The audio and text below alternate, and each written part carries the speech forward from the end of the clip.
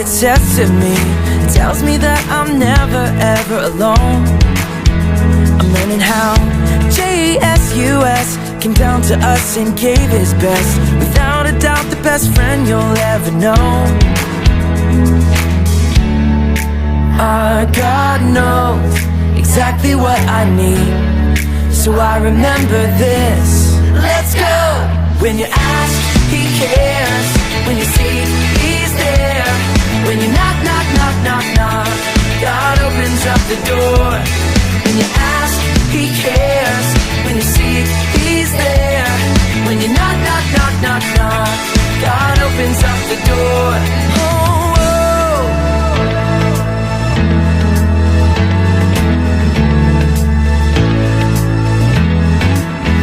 I'm reading my Bible, and this is what it says to me.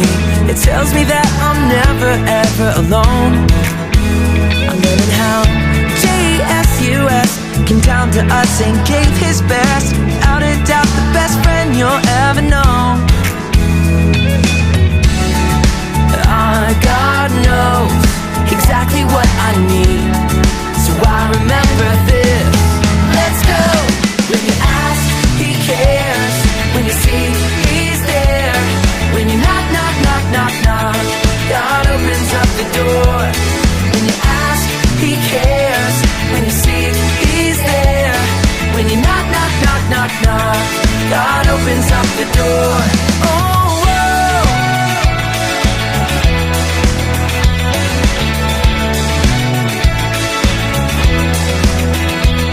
When you ask, he cares. When you seek, he's there. When you knock, knock, knock, knock, knock, God opens up the door. When you ask, he cares. When you seek, he's there. When you knock, knock, knock, knock, knock, God opens up the door. God knows exactly what I need, so I remember this. Let's go! When you ask, he cares. When you seek, he's there. When you knock, knock, knock, knock, knock, God opens up the door. When you ask, he cares. When you seek, he's there. When you knock, knock, knock, knock, knock, God opens up the door.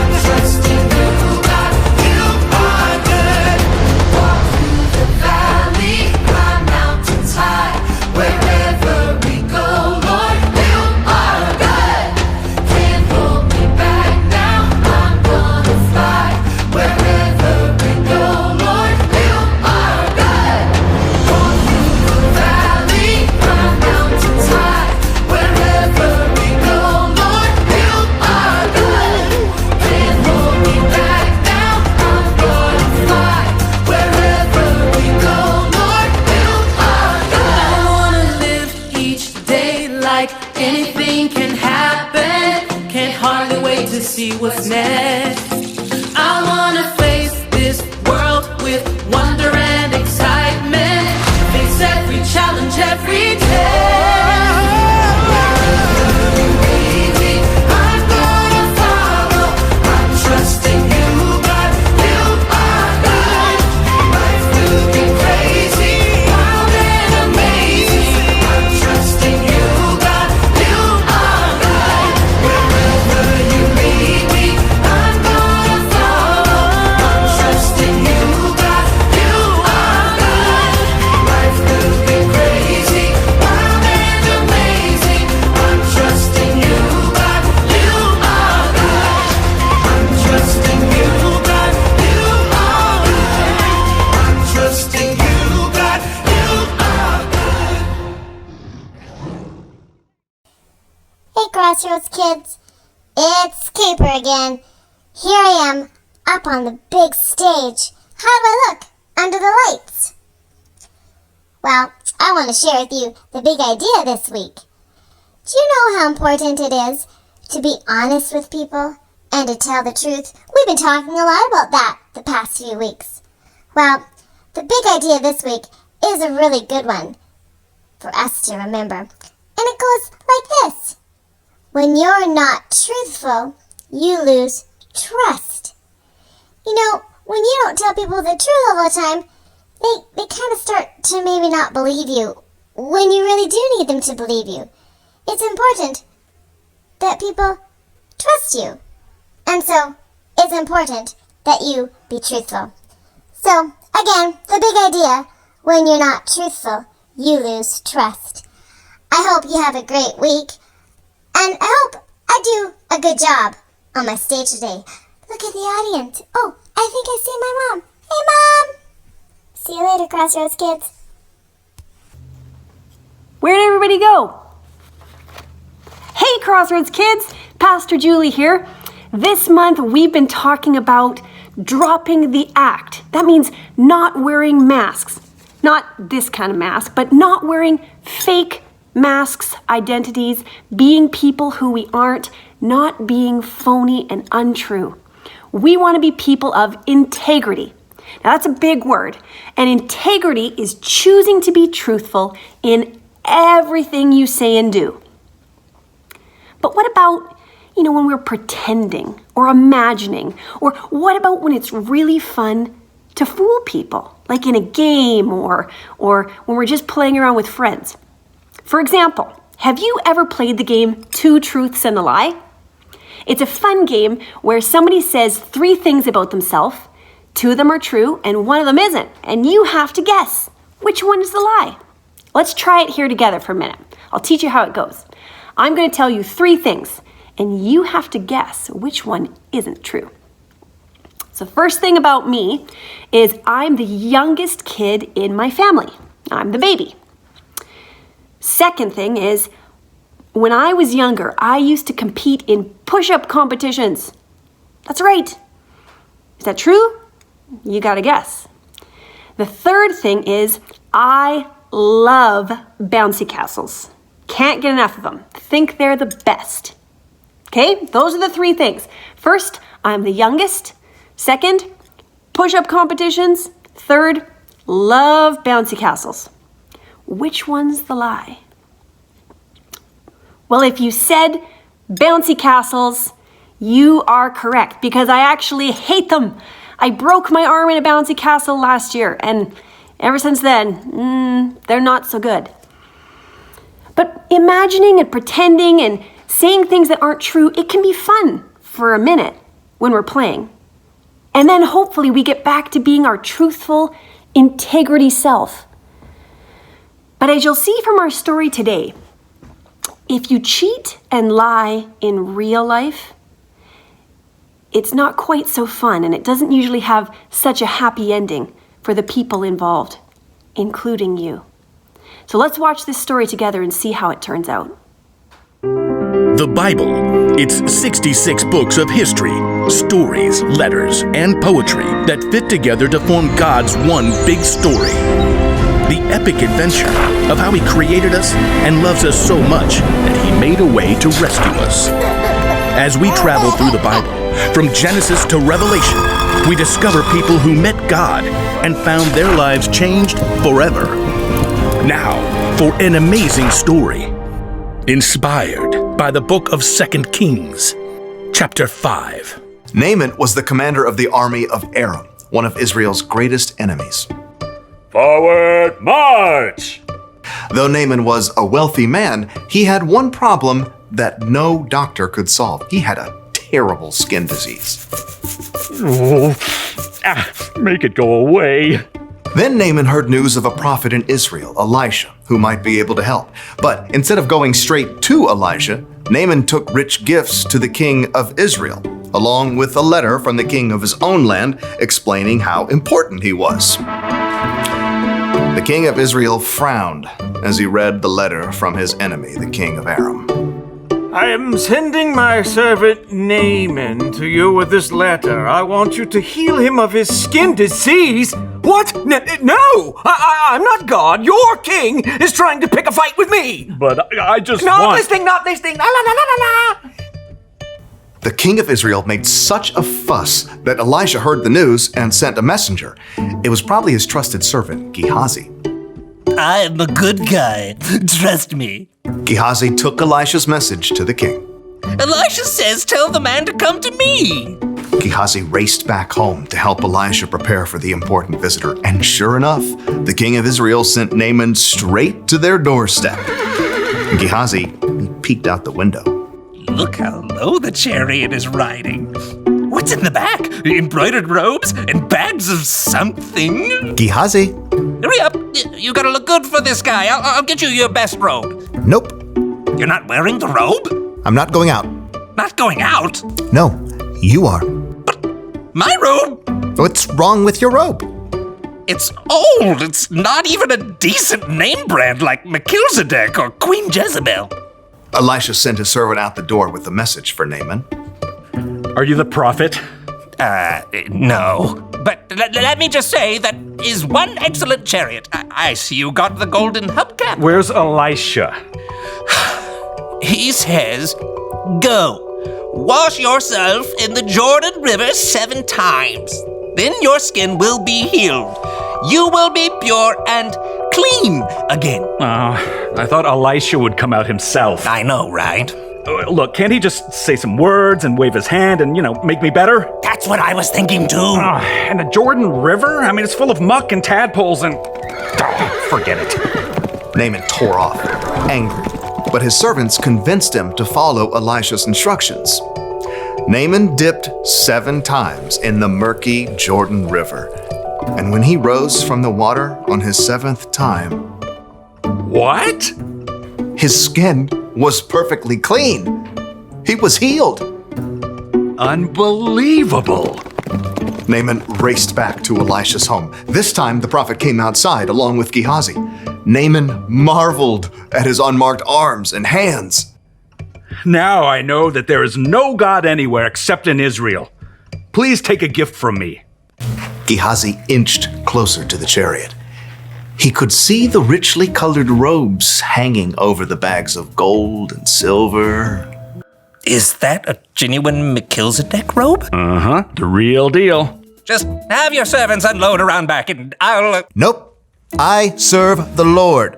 You can be sure that he lives. And you can be just as sure that I won't accept a gift from you.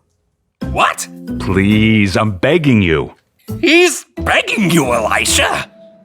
But Elisha still refused to take a single coin from Naaman and send him away in peace. Elisha went back inside, leaving Gehazi speechless on the doorstep. What? No. Seriously? Gehazi could still see the dust kicked up by the horse's hooves. Elijah should have taken something. If he didn't want it, he could have just given it to me.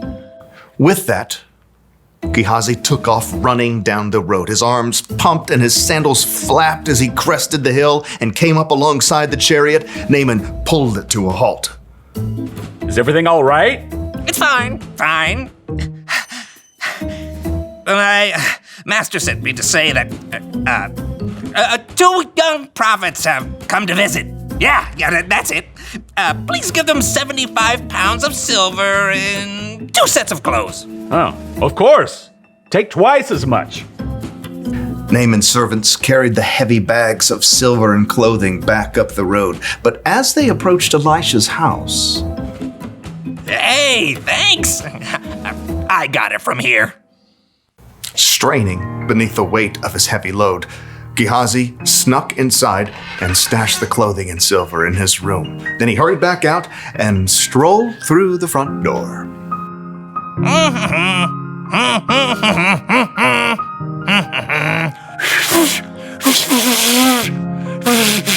Can't whistle. Elisha studied him with sharp eyes. Where have you been? Oh, me? I didn't go anywhere. Didn't my spirit go with you? I know Naaman greeted you. I know you took money and clothes. I was just being nice to the horses, making their load lighter. You and your family after you will have Naaman's skin disease. Then I can't wear my new robes. Sure enough, Gehazi's skin was soon covered with sores, just like Naaman's was. Gehazi's lie had won him some new clothes, but it had cost him Elisha's trust and a full and healthy life.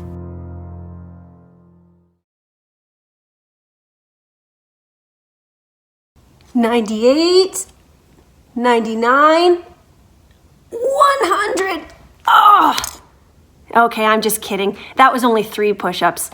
I couldn't be in a push-up competition these days. But you know what? Sometimes it is so tempting to say things that aren't true, to make ourselves feel better, or to seem important, or to try and get what we really want.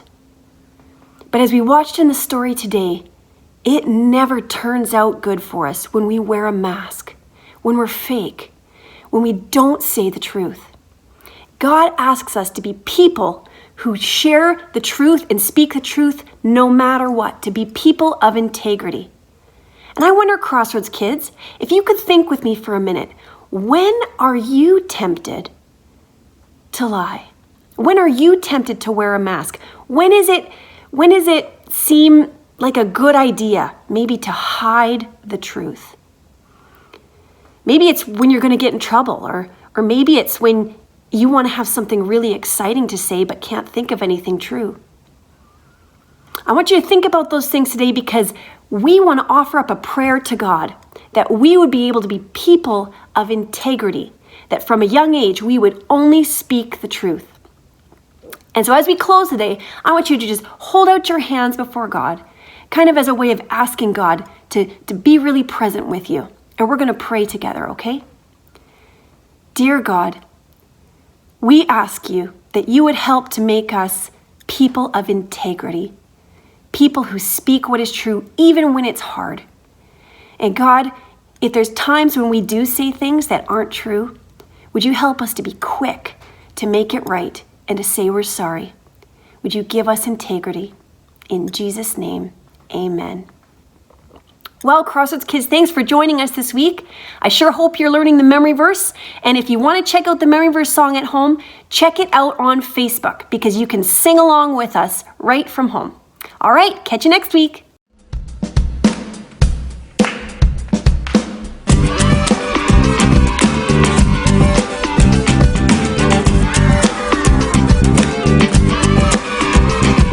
Philippians 4:8. Philippians 4:8. Finally, brothers, whatever is true, whatever is noble, whatever is right, whatever is pure, whatever is lovely, whatever is admirable.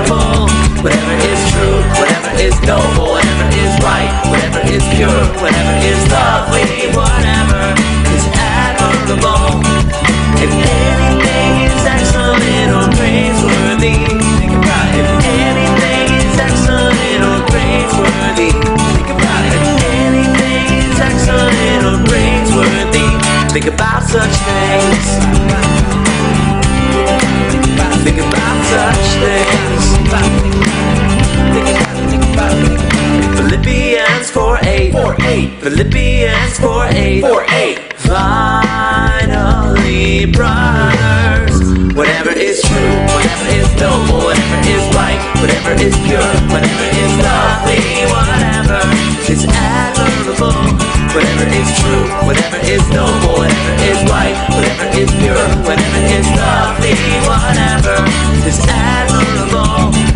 If anything is excellent or praiseworthy, think about it. If anything is excellent or praiseworthy, think about it. If anything is excellent or praiseworthy, think about such things.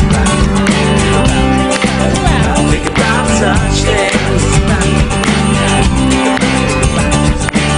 Let me hear you say think.